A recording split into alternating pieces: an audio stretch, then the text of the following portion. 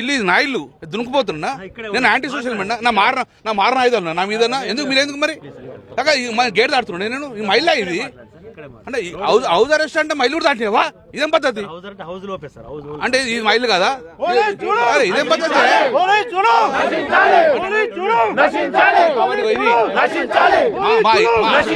ఇది మా ఇల్లు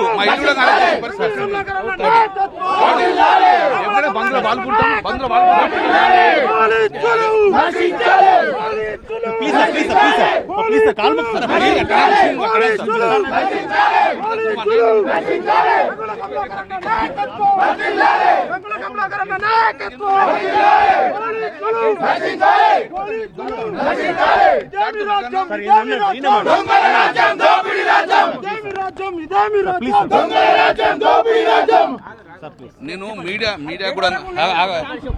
నేను మీడియా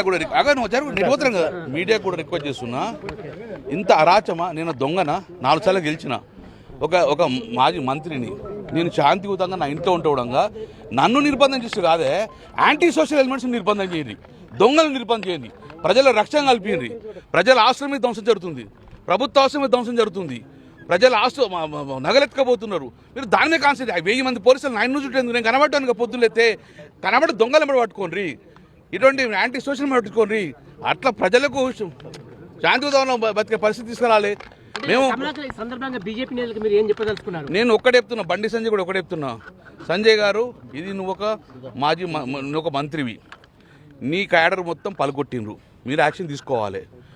చట్టాన్ని కాపాడాల్సిన మీరే, చట్టాన్ని చేతులు తీసుకునే విధంగా చేయకండి. ఒకవేళ మీకు తెలియక జరిగిందని మీరు అంటుకుంటా మీరు డెఫినెట్గా వాళ్ళ యాక్షన్ తీసుకోండి, పునరావృతం కాకూడచుకోండి. ప్రజల ఆస్తుల రక్షణ కల్పించేది మీరే, కానీ ప్రజల ఆస్తులు ధ్వంసం చేస్తుంటే మీరు చూస్తూ ఊరుకోకుండా అని చెప్పి నేను కూడా చెప్పడం జరుగుతుంది.